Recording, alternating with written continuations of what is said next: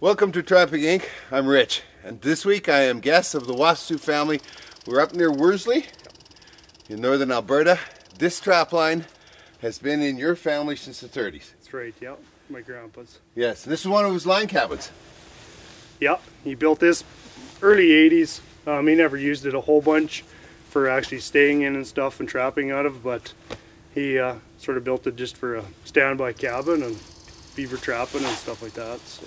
Oh, it's absolutely beautiful here. There's a ton of history here, and that's one thing that we always talk about when we talk about trapping is the history and how tied to Canada's history that trapping is. Good show today. We picked up this guy. Oh man. Just a perfect catch, you know, right on that neck mark, right on his lungs. Just no pain, no suffer. Just done and over with. I guess I like going after marten or whatever. I cruise usually November, December looking for tracks, setting out sets and stuff like that. You know, these hairy spots like this, sort of a low-lying area, seems to channel marten through here and stuff like that. Cut blocks sort of around us here. I think a lot of my marten and stuff have been coming in more and more because of them hunting the mice and stuff in the cut blocks. So you feel that you've profited from the cut blocks? Somewhat, yeah. Not within the first 5 years, for sure. You were telling me that you only use one trap. Yep. I use a 160 Belle Isle, and that's all. I build everything for it, stick with it. I don't have mix matched trap boxes and stuff like that. I just stick with one trap, and it seems to do everything good. Trapping is the cornerstone that Canada was built on. Brave and sometimes crazy men and women, fueled by the lucrative fur trade, explored and mapped our great nation.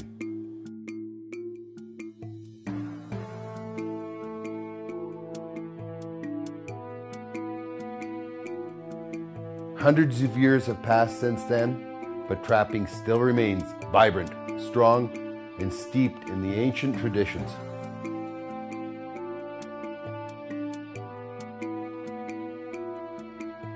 The fur bearers still follow the old paths and live as dictated by thousands of years of instinct.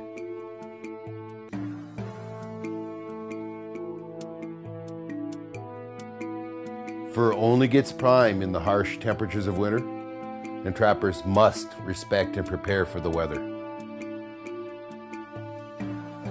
Trapping's past is firmly rooted in history, but today, the gear and techniques have changed. Canada is still known for the best wild fur in the world, and today our pelts are sold on the global market. Our community is large, and our numbers are growing. We are trappers. This is what we do, and where we belong. Join us in our adventures. Welcome to Trapping Inc., the face of today's trapper.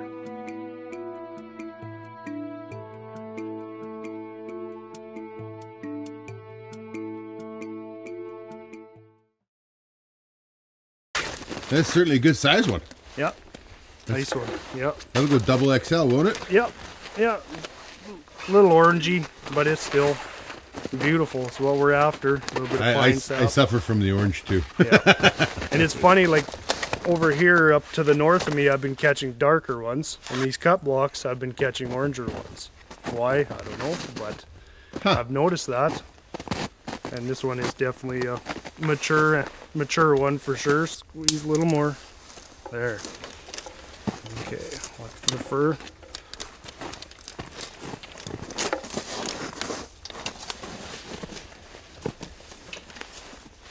A little more. A little more. Not enough spinach this morning. And there's my fur carrier. What you got there? Bait? Nope, bait's good. What's that, Harley? That's a marten, isn't it? Something to sleep with tonight. Do you like martens? Yeah? Oh, she's a doll.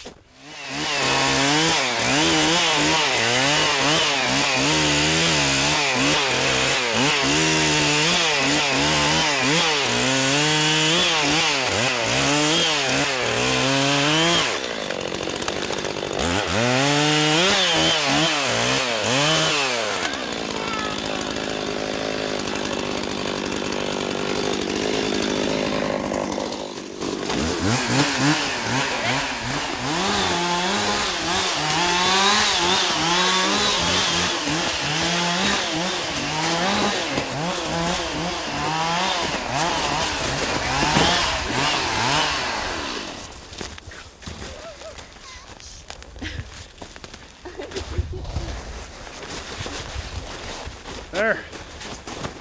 Never no shortage of work, is there? Never. This segment brought to you by Argo UTV. Any season, any terrain. Online at argoutv.com.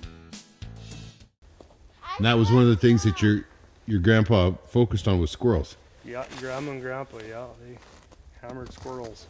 And this is one of his. This is how he used to run a set for catching stuff, eh? So this is his trap still hanging here. We just left him for now anyway, so he'd set it.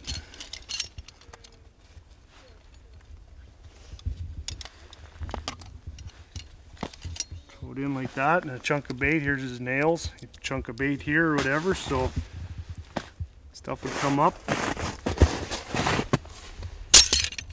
Done. It'd hang here. That's how he used to trap. The nails are still there. Isn't that amazing? Yeah, lots of times I'll be going along and see a spot or whatever, look out and think, man, it'd be a nice spot for a new trap, you know, put up or whatever, get looking, and there'll be a block somewhere laying out in the bush, eh, or leaned up against the trees, so. That's simple. Yeah.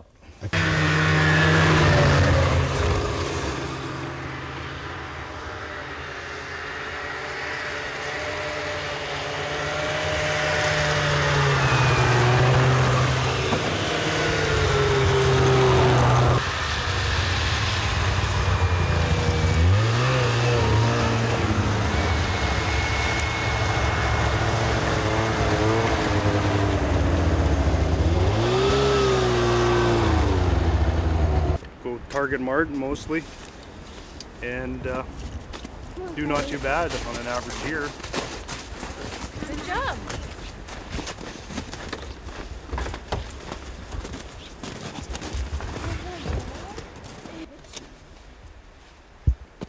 Perfect. All right. Out he comes.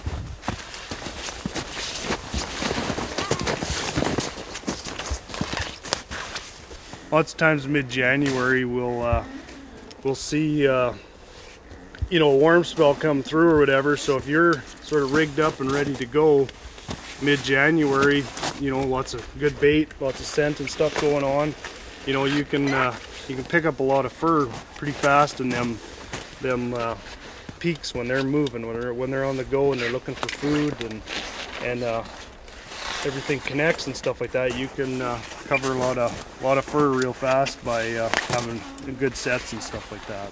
Well, this warm spell's been going on for just about a week. Yeah.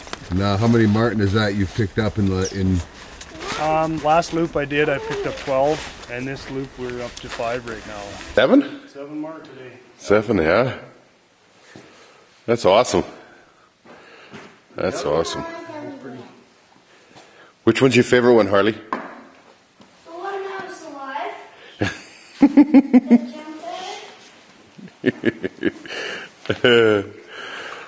So now we're going to do some skinning? Skinning time. Yeah? Do you skin too? You do? My dad has to. Well, yeah, but it won't be very long. You'll be showing him, right? I hope so. So this is your year? This is my yearly catch. My yearly catch, yeah.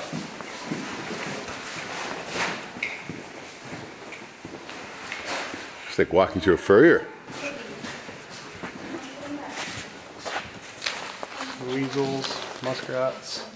These are wolverines I never caught. We got them in custom skin for people. And these are, this is the Marten catch so far. That's beautiful.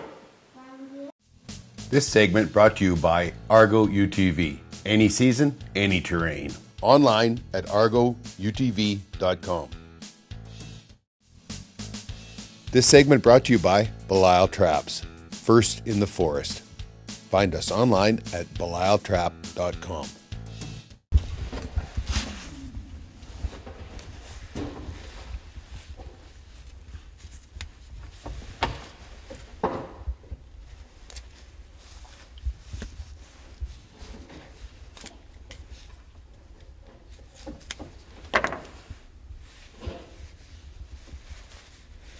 That would be a godsend on a fish. When you're pulling and stuff like that, if you pull back like this, you're gonna rip it right here every time. Okay. So when you're pulling, you gotta torque it right onto its foot, and then you gotta squeeze that nice and hard so that hide is actually still anchored to that skin with your hand. Give it a good pull, strips it off, eh? Flip it over, get into that little pocket, break it off.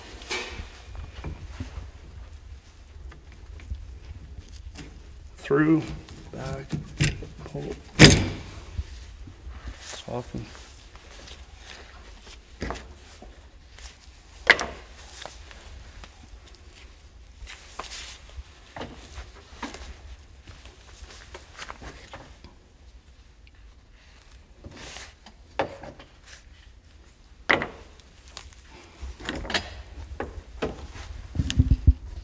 Thumb, just roll it off.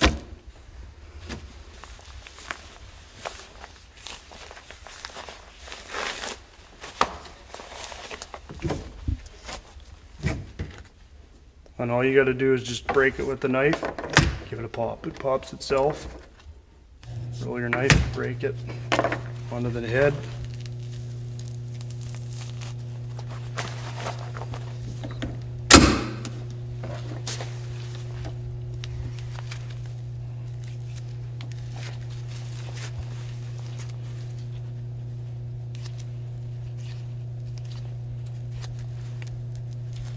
And I like it. I try, sometimes it don't happen every time, but to cut quite a ways back on that eye so you get a nice sealed eye. It's not a big, when you're stretched out, it's not a big hole in there. Sometimes I think that don't look the greatest, so I take a little time on them eyes and try to do a nice clean cut, like that. Roll it back. Another eye done. Unless you have that really fine, yeah, man, is it good? Bites in there, Yep. good, yep. So just a flesh of Marten's pretty straightforward or whatever. I like sawdust doing it. Do like this on my flesh beam, a little sawdust, pinch it, just roll it in.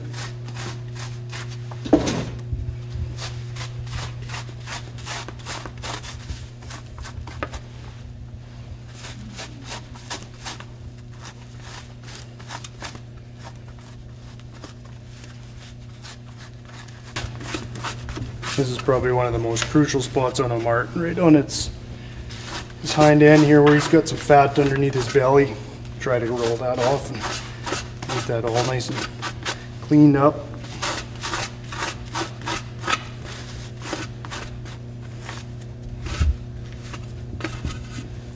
To open the legs up a little bit. Chuck a little sawdust on them, dry them off. Just take them off and just flip them a little bit and it knocks most of the sawdust off.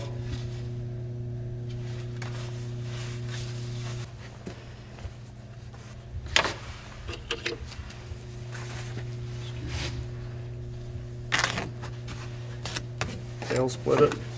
So on a Marten, when you're trying to stretch it or whatever, you're going to go ahead and stretch it. The object, I feel, is to get that back for as much as you can on there. So I just take my thumbs and roll it. Sort of roll that in there. And then when a grader grades you, he's grading pretty much head to the back. So there's no point in stretching it, overstretching it, because when you stretch it too much, it pulls the hair away underneath and it's not as thick and dense. And they grade you on that type of stuff. So we start on the back end. Biggest, get the tack going. And I like couple tacks.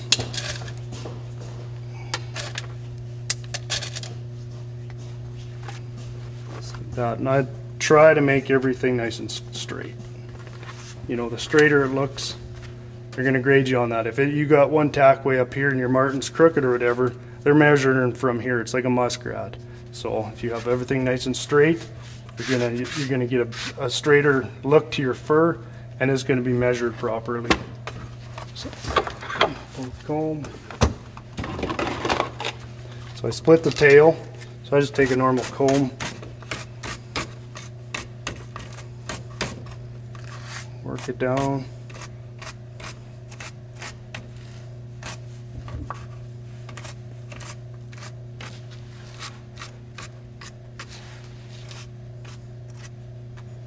I do this for all my tailed animals or whatever, fisher, marten, mink, split the tails, piece of wire, flattens them out, lets the air get at them, dries them off. So there.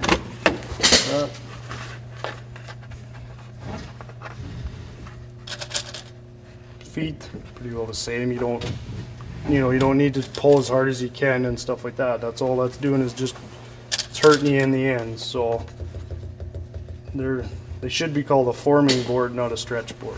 Everybody pulls and overdoes it, and it hurts you when they grade you on it.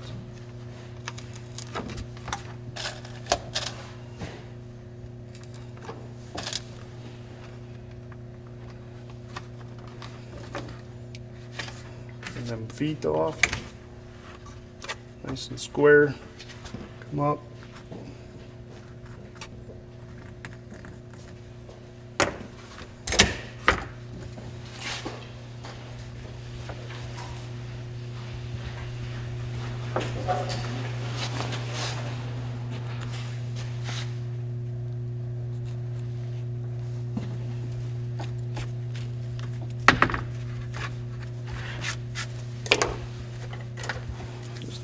Belly board.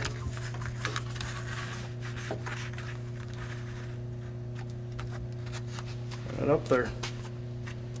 That's the stretch marten. This segment brought to you by Wasylciw Traps, first in the forest. Find us online at wasyltrap.com. All right, this is skinning. We bring the kids out quite a bit, and we stay out in the shop and do quite a bit of skinning out here and practicing and showing how to do it and stuff like that. So, okay, hold your knife. Remember what I showed you. Flip it over. Just stick it in.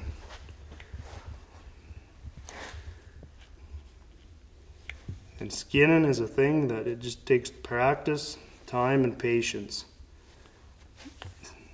If you rush it when you're trying to learn and stuff like that, you get discouraged and you sort of give up on it and stuff like that.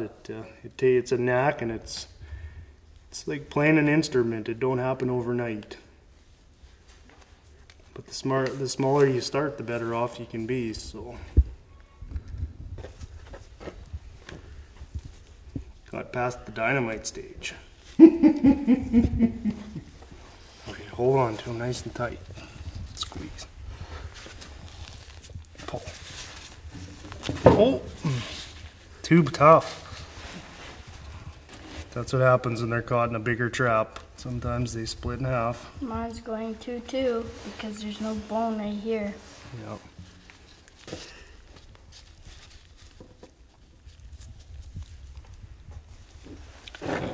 Straight down.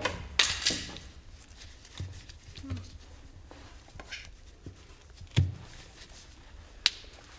There. Weasel number one. No missing fingers.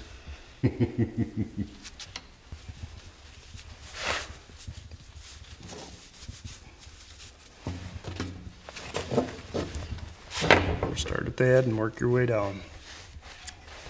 Go.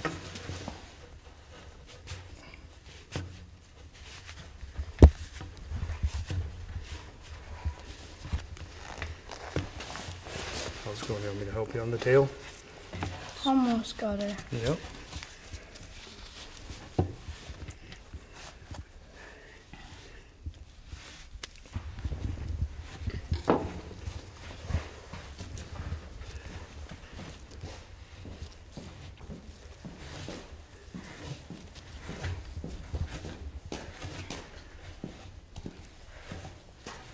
Lunch is ready.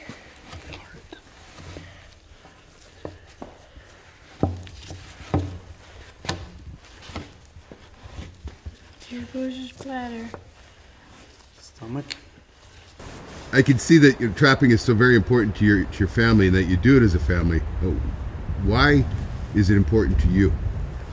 Well, to me, I guess it's the way I was raised, and it shows, gives you a little bit of respect for other creatures and people and stuff. And you know, if you're out there taking stuff to harvest, you know, it gives you a thought to take care of it, you know, produce the product and stuff like that, and I'm trying to pass it on to kids, showing them that it ain't cruel, it ain't corrupt, it's, you know, it's a way of life, it's a good source of income, you know, it teaches them respect and honesty and stuff like that. So And on this line, it teaches them how to work. Holy cow. that's right, yeah. And, I gotta say, I'm impressed that no matter how many of those logs we've had to cut so far, those boys just jump up there, they run up there, they're ready to move them. that's right, yeah. No, they're good hands, good help. It helps a lot when you have help and stuff like that, so nothing wrong with a little hard work. You know, it's not always the label that goes on it, but it's got a lot to do with preparing people for life, right? That's right, yeah. Everyday life, it teaches you there's obstacles and goals you got to set for everyday life, and every day ain't the same and every day ain't easy, so. No, but you got to learn how to adapt and move on, and you get a lot of that out here. That's right, you bet. Trapping Inc. is brought to you by these fine sponsors. Argo UTV, any season, any terrain. Online at argoutv.com. Belisle Traps, first in the forest. Find us online at belisletrap.com. And by Alberta Outdoorsman Magazine, Alberta's only hunting, fishing, and trapping magazine. You can keep up with all the action online at trappinginc.com or join our Facebook and YouTube sites.